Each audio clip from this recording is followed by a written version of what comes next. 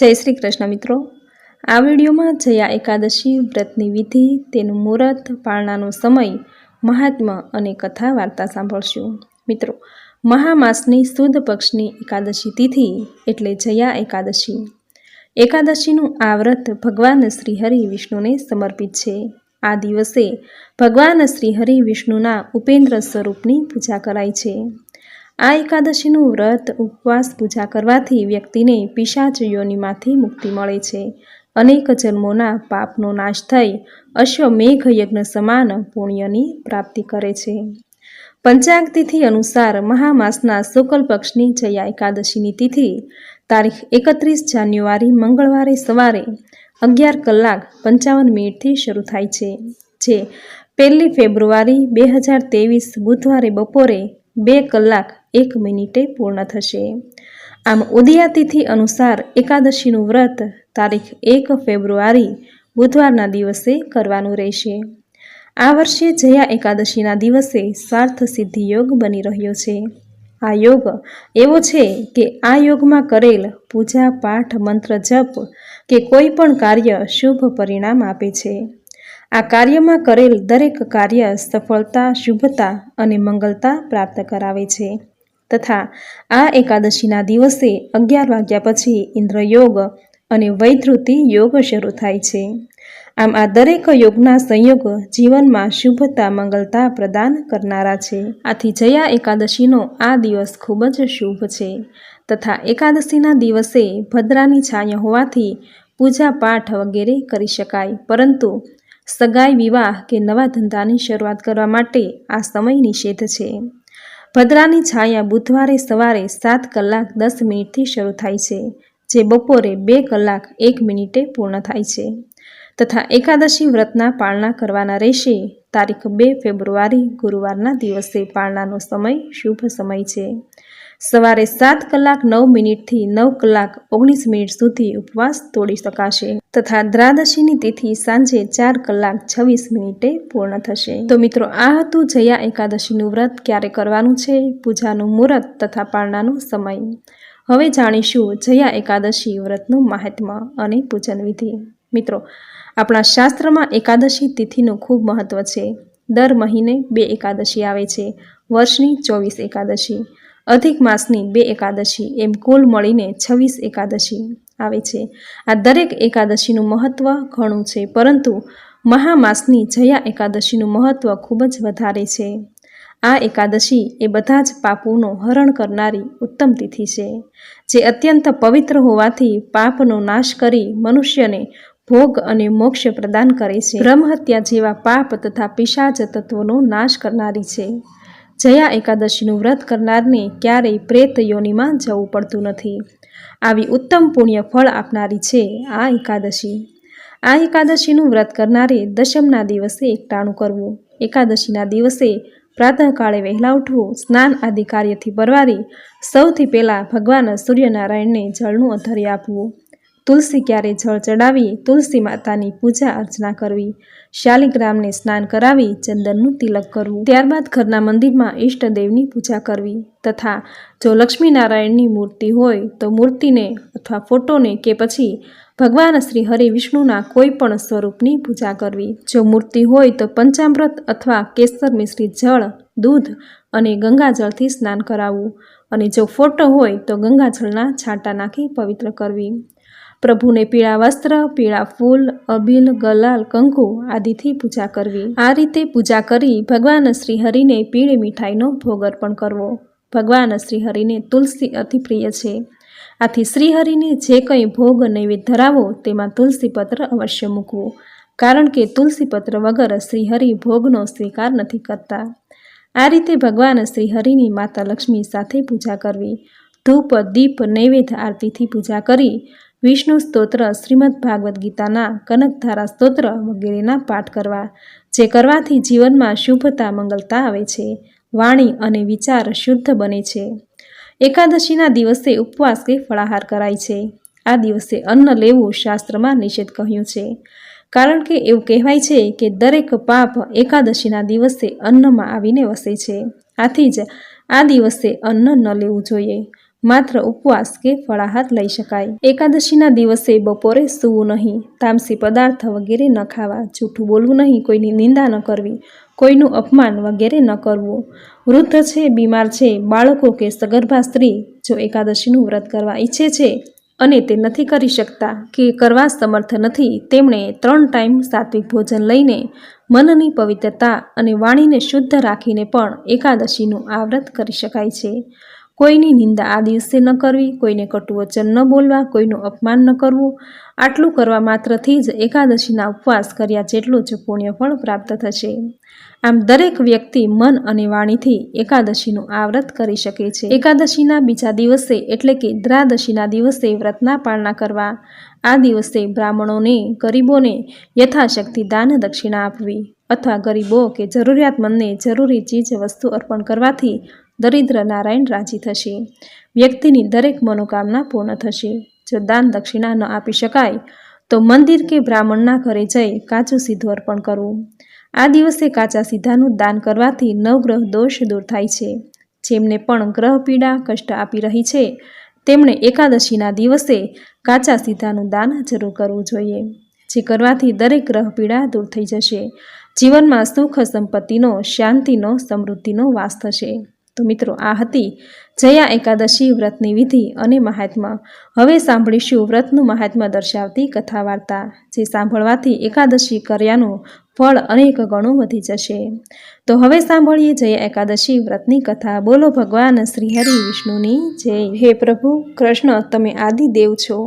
આ જગતમાં જે સ્વેદજ પ્રાણીઓ અને અંડજ પક્ષીઓ વગેરે તેમજ ઉદજ વનસ્પતિના છોડવા, વૃક્ષો વગેરે અને જરાયુજ મનુષ્યો, પશુઓ વગેરે જે પ્રાણીઓ છે તે બધાને ઉત્પન્ન કરનાર, વૃદ્ધિ કરનાર તથા પાલક તેમજ નાશ કરનાર પણ તમે જ છો.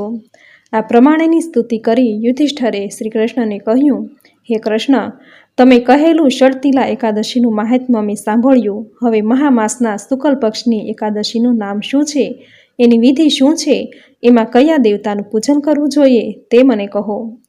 ભગવાન શ્રી કૃષ્ણે કહ્યું, હે રાજેન્દ્ર, આ એકાદશીને જયા એકાદશી કહેવાય છે. એ દરેક પ્રકારના પાપોને નાશ કરવાવાળી તેમજ મનુષ્યોને સુખ અને મોક્ષ અપાવનારી છે. આ જયા નામની એકાદશીના અધિષ્ઠાત્રા ભગવાન વાસુદેવ છે. અગાઉ જણાવેલી અન્ય એકાદશીઓની વિધિ પ્રમાણે જ આ એકાદશીની વિધિ કરવી જોઈએ. આ જયા એકાદશીનું વ્રત કરવાથી બ્રહ્મહત્યા જેવા મોટા પાપોનો નાશ થાય છે તેમજ પિશાચયોનીમાંથી મુક્તિ મળે છે. એટલું જ નહીં, પણ આ એકાદશીનું વ્રત કરનાર મનુષ્યને કદી પ્રેતપણું પ્રાપ્ત થતું નથી. બ્રહ્મપુરાણમાં તેની પૌરાણિક કથા એવી છે કે પહેલાંના સમયમાં સ્વર્ગલોકમાં ઇન્દ્ર રાજા રાજ્ય કરતો હતો. એના રાજ્યકાળ દરમિયાન બધા જ દેવો સુખેથી રહેતા હતા અને અમૃત પીવામાં તત્પર રહેતા હતા. એ સ્વર્ગલોકમાં નંદન નામનું એક સુંદર વન છે. પારિજાત વૃક્ષોથી શોભતા એ નંદનવનમાં દેવતાઓ અપ્સરાઓની સાથે વિહાર કરી રહ્યા હતા. 50 કરોડ ગાંધર્વોના નાયક દેવરાજ ઇન્દ્ર પણ એ નંદનવનમાં વિહાર કરવા આવ્યો અને એણે નૃત્ય ગાનનું આયોજન કર્યું. અનેક અપ્સરાઓ નૃત્ય કરી રહી હતી અને ગાંધર્વો ગીત ગાઈ રહ્યા હતા. એમાં ચિત્રસેન, પુષ્પદંત વગેરે મુખ્ય હતા. ચિત્રસેનની પત્નીનું નામ માલિની હતું. માલિનીથી એક કન્યા ઉત્પન્ન થઈ હતી જેનું નામ પુષ્પવતી હતું. પુષ્પદંતને પણ એક પુત્ર હતો જેનું નામ માલ્યવાન હતું. એ બંને પણ બીજા ગાંધર્વો અને અપ્સરાઓ સાથે એ સંગીતના જલસામાં આવ્યા હતા. એમણે પણ ઇન્દ્રની સમક્ષ નૃત્ય ગાન કર્યું. માલ્યવાનને જોઈને પુષ્પવંતી એના પર મોહી પડી. માલ્યવાન પણ એ પુષ્પવંતીનું રૂપ અને લાવણ્ય જોઈ એના પર મોહિત થયો. બે વારે વારે એકાબીજાને જોઈ રહેતા હતા. પરિણામે નાચ ગાનમાં એ બંનેનું ચિત્ત ચોંટ્યું નહીં. ક્યારેક તાલમાં ભંગ પડતો તો ક્યારેક અચાનક જ ગીત બંધ થઈ જતું. આ વાત ઇન્દ્રના જાણવામાં આવી. પોતાનું આવી રીતનું અપમાન થયેલું જાણીને એ ગુસ્સે થઈ ગયો અને બંનેને શ્રાપ આપતા બોલ્યો, હે માલ્યવાન, હે પુષ્પવંતી, તમે બંનેને ધિક્કાર હો. તમે મારી આજ્ઞાનું ઉલ્લંઘન કર્યું છે, તેથી તમે પિશાચ થઈ જાઓ અને પિશાચ યોનિમાં પડી અતિ દારૂણ દુઃખ ભોગવો. ઇન્દ્રે જ્યારે આવો શાપ આપ્યો ત્યારે એ બંનેના મનમાં ઘણું દુઃખ થયું, પણ હવે ઇન્દ્રનો શાપ ભોગવ્યા સિવાય છૂટકો ન હતો. આથી બંને જણા ઇન્દ્રનો શાપ ભોગવવા માટે હિમાલય પર્વત પર ગયા અને પિશાચ યોનિમાં પડીને અત્યંત દુઃખ ભોગવવા લાગ્યા. હિમાલયના બરફની ઠંડીથી એના શરીર ધ્રુજતા હતા. પેટ પૂરતું ખાવાનું પણ મળતું ન હતું. આ ઉપરાંત જંગલી પ્રાણીઓની બીક પણ સતત રહ્યા કરતી. વળી રહેવાનું પણ કોઈ ઠેકાણું ન હતું. ભૂખ અને ભયને લીધે રાત્રે ઊંઘ પણ આવતી ન હતી. આમ બંને જણા અતિશય દુઃખમાં દિવસો પસાર કરતા હતા. એવામાં જયા એકાદશી આવી. એ દિવસો એમણે બધા જ પ્રકારના આહારનો ત્યાગ કર્યો, ઉપવાસ કર્યો, પાણી શ્રદ્ધા પણ ન પીધું, પશુ પક્ષીઓની હિંસા પણ ન કરી. આ રીતે દુઃખ ભોગવતા ભોગવતા તેઓ પીપળાના વૃક્ષ નીચે પડ્યા રહ્યા. અતિશય ઠંડીને લીધે તેમને નિંદ્રા પણ ન આવી અને આખી રાત ધ્રુજતા ધ્રુજતા દુઃખ ભોગવતા ભોગવતા રાત પસાર કરી. આમ એનાથી જાગરણ પણ થઈ ગયું. આમ જયા એકાદશીનું વ્રત તેણે પાલન કર્યું અને પરિણામે એમને એ એકાદશીના વ્રતનું પુણ્ય પ્રાપ્ત થયું. 12ને દિવસે એ બંને પિશાચ યોનિમાંથી મુક્ત થયા. એમને એમનું અસલ સ્વરૂપ પ્રાપ્ત થયું. વિમાનમાં બેસીને તેઓ પાછા સ્વર્ગલોકમાં ગયા. ઇન્દ્ર પાસે જઈને એ બંનેએ ઇન્દ્રને આનંદપૂર્વક નમસ્કાર કર્યા. એમને આવા દિવ્ય રૂપમાં જોઈને ઇન્દ્રને ઘણું જ આશ્ચર્ય થયું. એણે પૂછ્યું, મારા શાપથી તમને પિશાચતા પ્રાપ્ત થઈ ચૂકી હતી, તો પછી કયા પુણ્યના પ્રભાવથી તમે પિશાચ યોનિમાંથી મુક્ત થયા? વળી પાછા દેવ યોનિમાં કેવી રીતે આવ્યા? કયા દેવે તમને આ યોનિમાંથી છુટકારો અપાવ્યો? માલ્યવાને કહ્યું, હે સ્વામીન, ભગવાન વાસુદેવની કૃપાથી જ તેમજ જયા નામની એકાદશીનું વ્રત કરવાથી એના પુણ્યના પ્રભાવને લીધે અમે પિશાચ યોનિમાંથી મુક્ત થયા છીએ. મૂલ્યવાનનું કહેવું સાંભળીને ઇન્દ્રે કહ્યું, હે માલ્યવાન, હે પુષ્પવંતી, તમે બંને પવિત્ર તથા પાવન થયા હોય હું તમારા પર પ્રસન્ન થયો છું અને તમે બંને મારી કૃપાને પાત્ર થયા છો. કારણ કે તમે 2 જણા એકાદશીનું વ્રત કરનારા તેમજ ભગવાન શ્રી વાસુદેવની ભક્તિ કરનારા ઉત્તમ ભક્ત થયા છો. જે લોકો ભગવાન વિષ્ણુને પ્રિય એવી આ એકાદશીનું વ્રત શ્રદ્ધાપૂર્વક કરતા હોય તેમજ ભગવાન વિષ્ણુની ભાવપૂર્વક ભક્તિ કરતા હોય તેઓ ભલે મનુષ્ય હોય તો પણ અમને દેવોને પણ પૂજ્ય છે. માટે હવે હે માલ્યવાન અને હે પુષ્પવંતી, તમે બંને સુખેથી સ્વર્ગમાં રહો અને પારિજાત વૃક્ષોથી શોભતા નંદનવનમાં આનંદથી વિહાર કરો. ભગવાન શ્રી કૃષ્ણે કહ્યું, હે રાજન, આ કારણને લીધે જ તમારે પણ એકાદશીનું વ્રત અવશ્ય કરવું જોઈએ અને એમાંય મહા મહિનાના સુદની જયા નામની એકાદશી તો ખાસ કરવી જ જોઈએ. કારણ કે આ 11 તો બ્રહ્મ હત્યાનું પાપ પણ દૂર કરનારી છે.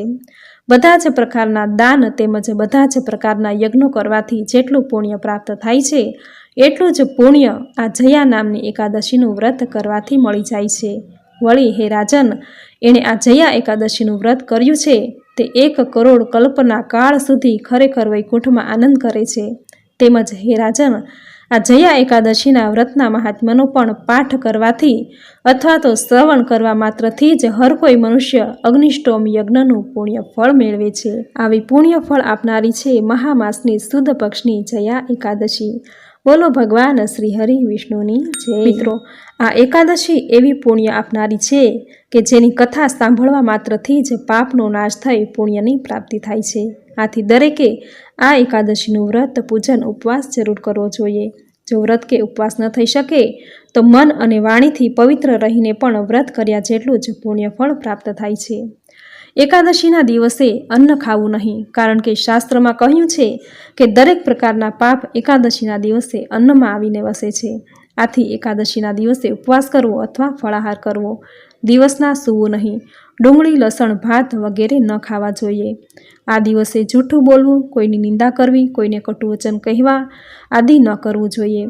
વૃદ્ધ, બાળક, બીમાર કે સગર્ભા સ્ત્રી જો વ્રત કે ઉપવાસ ન કરી શકે તો તેમણે મન અને વાણીથી સંયમિત અને પવિત્ર રહીને એકાદશી વ્રતની કથા સાંભળવી. જે સાંભળવા માત્રથી જ વ્રત કર્યા જેટલું જ પુણ્યફળ પ્રાપ્ત થાય છે.